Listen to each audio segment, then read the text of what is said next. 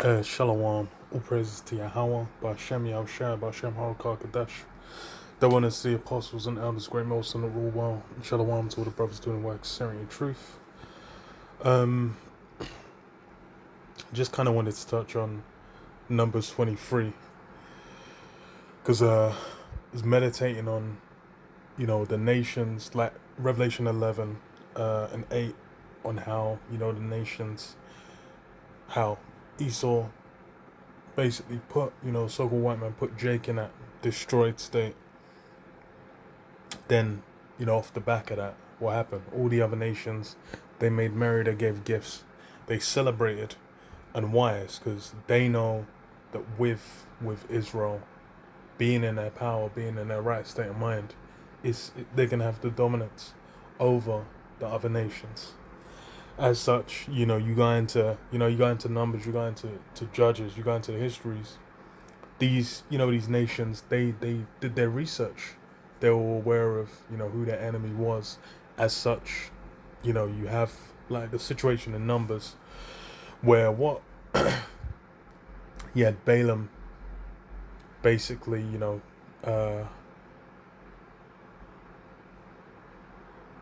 was basically hired by, Balak, which I believe it was what was he? Balak, the son of Zippor. Yeah, it was a Moabite. Balak was king of the Moabites at the time. Okay, yeah. So yeah, he was a king. He was a king over them at at that time. Then it was like you saw Balaam, basically, you know, he was like, yo, this Balaam, you know about that power. It was like, yo, put a curse on these people for me, man. And that was his desire, because why? Amalek had just got put on smash.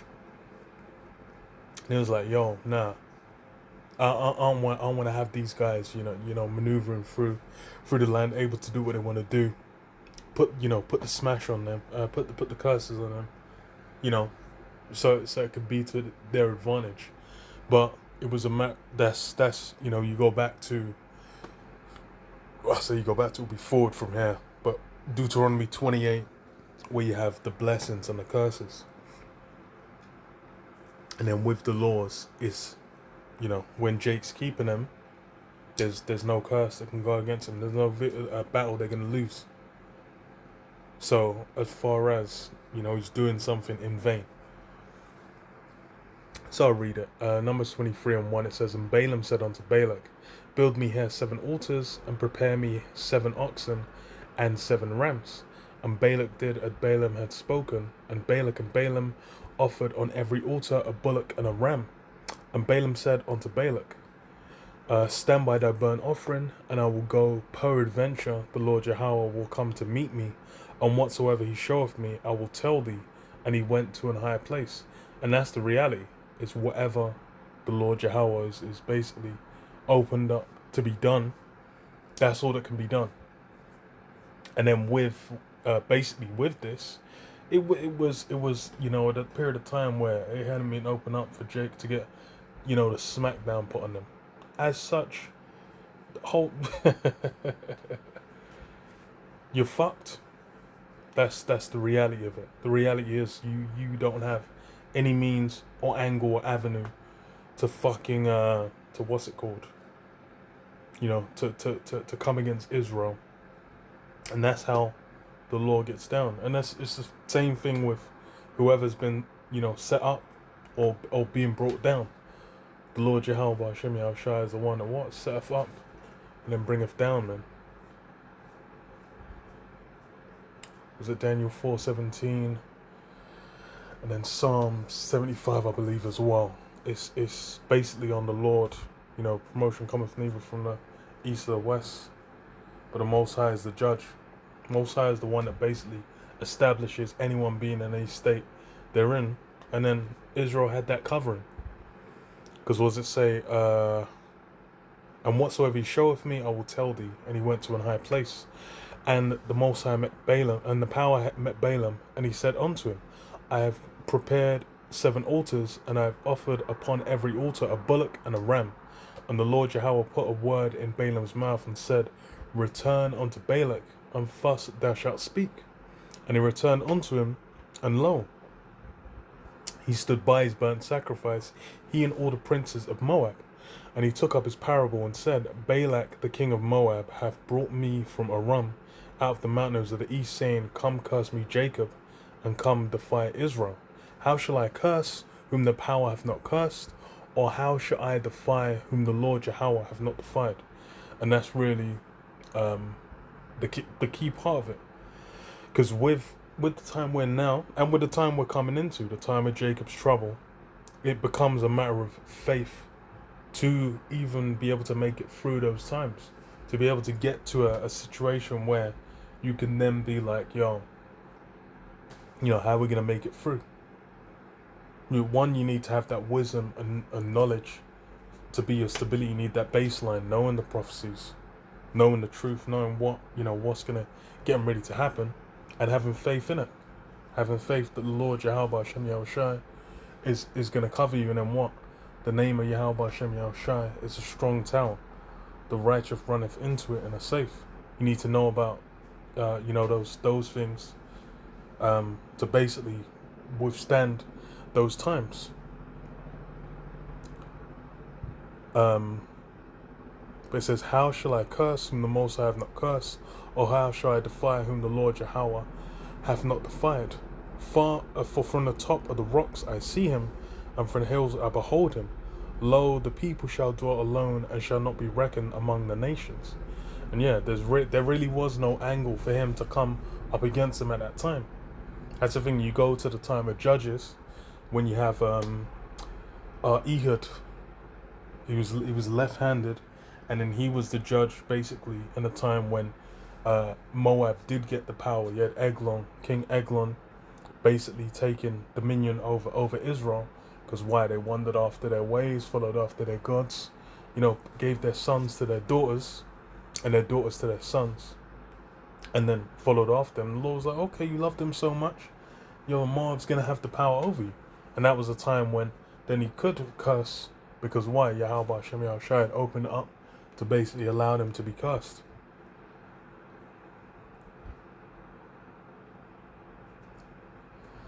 But then what? And that's even with the time now. That's why it's like it comes to this work as well. This work is something that it can't even be like who's gonna be able to come against it? No one can come against it. All these nations, these different heathen, Esau especially, they want to try and work it, come against its word. It's not gonna happen. It's not gonna run.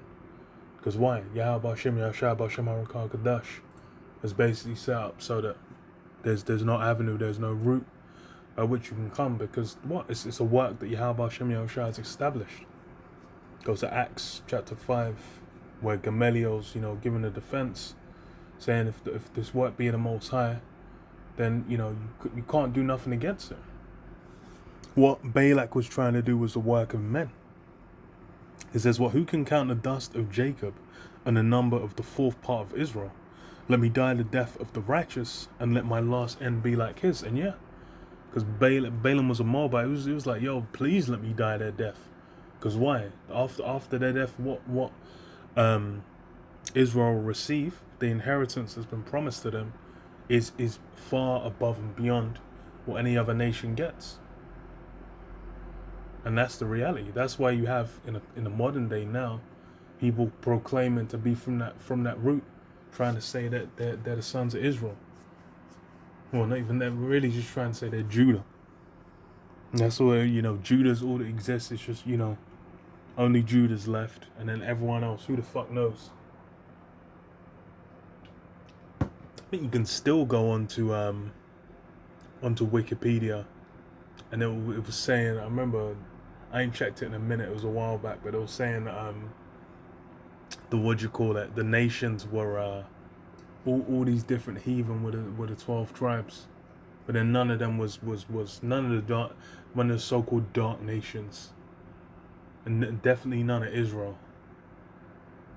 you know, the Northern Kingdom, or the Southern Kingdom, so-called Negroes, Hispanics, and Native Americans, or so-called Latin tribes, you know, none of those were mentioned. But then it was like, oh, you know, the Icelandics, the British, Esau, Edoms, because that's why they desire the end of the righteous. They're really trying to take that blessing onto themselves. And Balak said unto Balaam, what hast thou done unto me? I took thee to curse mine enemies, and behold, thou hast blessed them altogether. And yeah, he was thinking like, yo, that curse was meant to work against them. In the past, there might have been situations where it would have been like, yo, come curse against these men, and then we'll take them in the field, and it would have worked. They would have been puffed up in that knowledge. It's the same thing now with Esau. He's basically been, because the Most High hasn't come against him, he thinks the Most High is with him, with what he's doing, with his enterprise, with what he's trying to establish. But then what's the reality? That shit ain't gonna run. Verse 12, and he answered and said, must I take heed to speak that which the Lord Yahweh... No, must I not take heed to speak that which the Lord Yahweh hath put in my mouth? And Balak said unto him, come, I pray thee, with me unto another place, from whence thou mayest see them. Thou shalt see but the utmost part of them, and shalt not see them all, and curse me them from thence. And he brought him up into the field of Zophim, to the top of Pisgah, and built 7 altars, and offered a bullock and a ram on every altar. Man was trying to outdo, what was it? Was a bullock on the previous ones? Yeah, oh no, a bullock and a ram, as well on those ones. Okay, yeah. So he did the same sacrifice again, you know, trying to channel that power. And he said unto Balak, stand here by thy burnt offering, while I meet the Lord Yahweh yonder. And the Lord Yahweh met Balaam, and put a word in his mouth again, and said, go again unto Balaam. And so it all flipped on his head. And that's the reality of how, when Yahweh Hashem Yahushai is fighting for Israel, then it's basically hopeless to even try and come against them. And that's the thing is in this current time, you got those among Israel who the Lord Yahweh Hashem Yahushai is not fighting for. They are not going to receive any aid. They're basically being counted in the realm of you're going to be blasted, you're going to be decimated, you're going to be desecrated. Like you're going to have to, you know, experience a brutal and painful death, and then come back in the kingdom, because that's all that there is for you. And then you have those that are being fought for. Those are the elect, the 144,000, you know, the 1/3 and the residue. Those that have basically been, you know, given that covering. For them, they're going to be contended for, they're going to be fought for, and they can't be touched. That's the reality of it. Because what does it say? And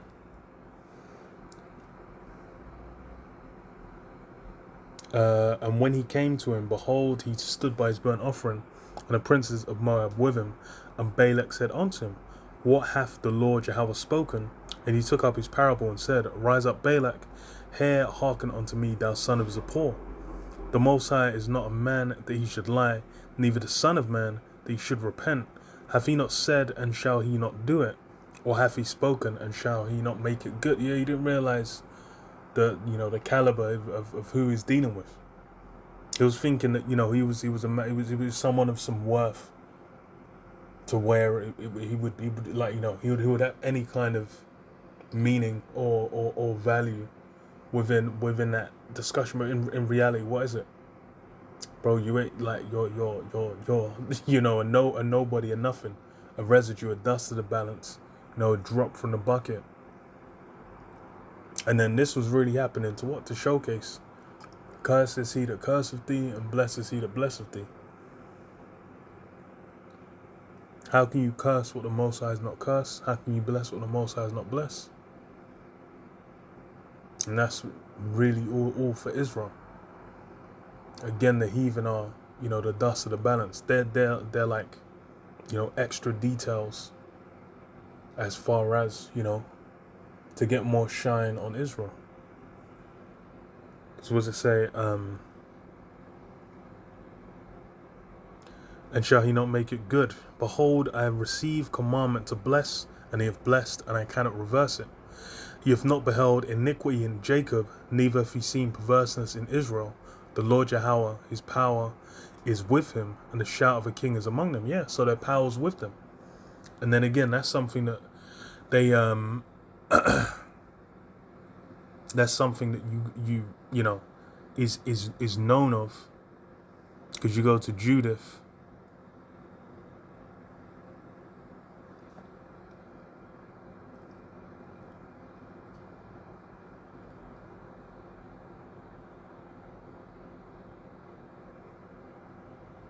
Yeah.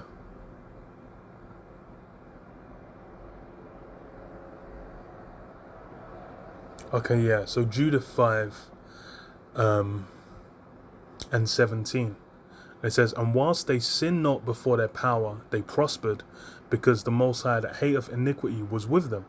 But when they departed from the way which he appointed them, they were destroyed in many battles very sore, and were led captives into a land that was not theirs, and the temple of their power was cast to the ground, and their cities were taken up by the enemies. And now are they returned to their power, and are come up from the places where they were scattered, and have possessed Jerusalem, where their sanctuary is, and are seated in the hill country, for it was desolate.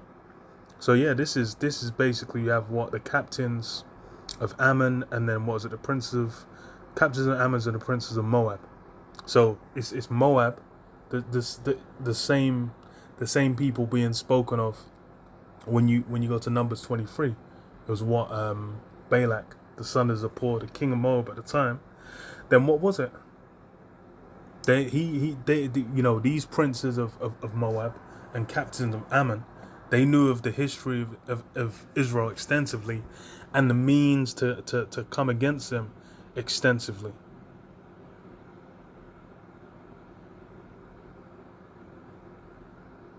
Says as what?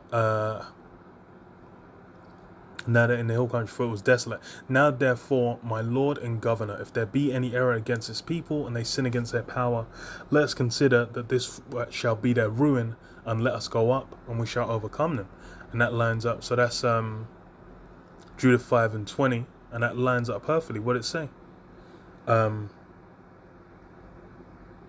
Numbers 23 and 21. He hath not beheld iniquity in Jacob, neither hath he seen perverseness in Israel. The Lord Yahweh's power is with him, and the shout of a king is among them. Their power brought them out of Egypt. He hath, as it were, the strength of an unicorn. Surely there is no enchantment against Jacob, neither is there any divination against Israel. According to this time, it shall be said of Jacob and of Israel, what hath the Most High wrought? And yet there is no enchantment that can be done against Jacob or against Israel. Because why?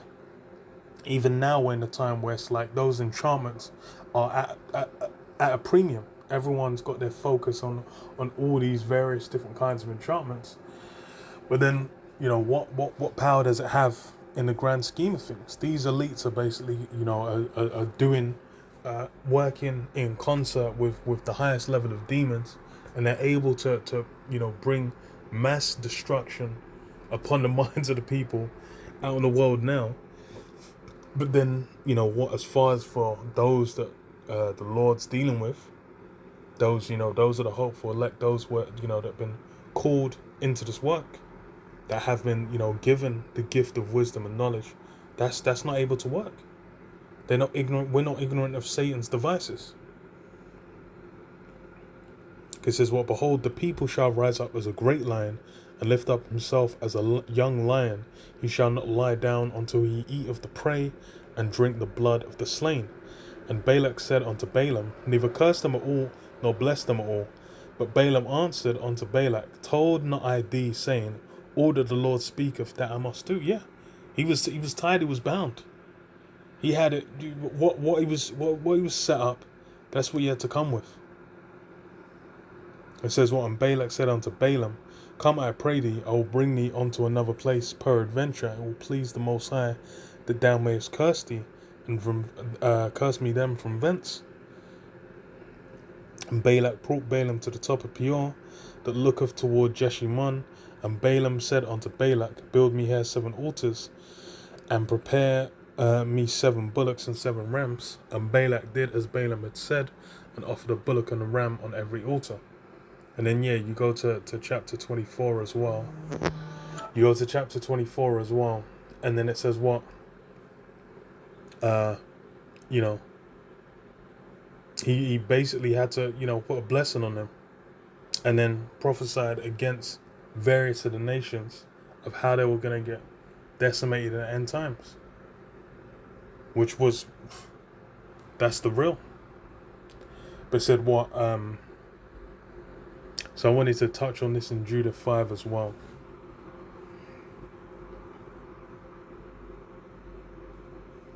Yeah, Judah 5 and 21 says, but if there be no iniquity in their nation, let my Lord now pass by, lest their Lord defend them, and their power be for them, and we become a reproach before all the world.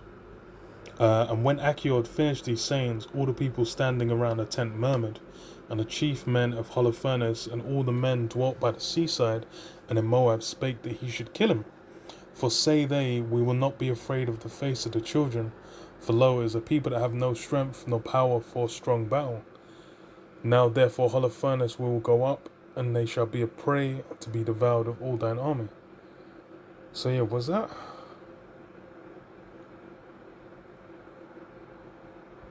Lord defend them, and well, yeah, I think the point was in 21. That's what I wanted still. Because yeah, if the Most High is there out of defense, they ain't got a damn thing to do, man. They ain't nothing they can say. And then with Numbers 24 as well, has the curses being put on the different nations. But yeah, it was just something I was meditating on because we read Judith at camp. So it was in my mind, and it's funny that Moab, you had the prince of the Moab back in the time of Numbers where Jake was in the wilderness, and then they were trying to come against him, and then what down the line you see, okay, they know, okay, we gotta time it, we gotta basically wait for them to sin against their power, which they knew. But yeah, I'll leave it there. Shalom.